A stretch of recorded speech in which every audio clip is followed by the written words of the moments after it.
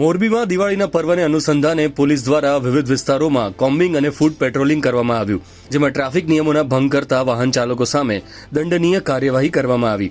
DYSP P A ઝાલાની અધ્યક્ષતામાં Shanala road, bypass, Umiya circle સહિતના વિસ્તારોમાં ફૂટ પેટ્રોલિંગ કરવામાં આવ્યું હતું. A division, B division, taluka police, LCB અને એસઓજી સહિતનો સ્ટાફ તેમાં જોડાયો હતો.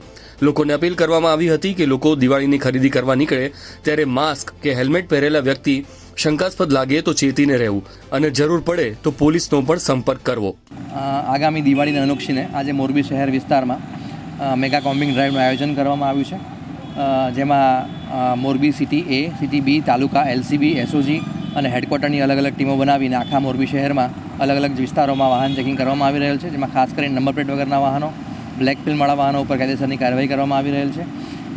આ ઉપરાંત દિવસ દરમિયાન જે છે ભીડભાડવાળી જગ્યાઓ, જેમાં આંગળીયા પેઢી, સોની બજારો, બેન્કો વગેરે જ્યાં લોકો ખરીદી માટે આવતા વિસ્તારોમાં ફૂટ પેટ્રોલિંગનું પણ આયોજન કરવામાં આવેલ છે. તહેવાર લઈને ખાસ કરીને સૂચના આપવામાં આવે કે ભાઈ જે વ્યક્તિઓ જે હોય હેલ્મેટ પહેરીને અથવા મોઢા પર માસ્ક લગાવીને એમને બેન્કો પાસે, સોની બજારો પાસે અથવા ભીડભાડવાળી જગ્યાઓએ બેઠી હોય, વાહન પર ના હોય ને એમને બેઠી હોય તો એ બાબતે ખાસ ચેતતા રહેવું, એનાથી દૂર રહેવું અને આવા કોઈ લોકો જણાય તો તાત્કાલિક 100 નંબર ઉપર જાણ કરવી.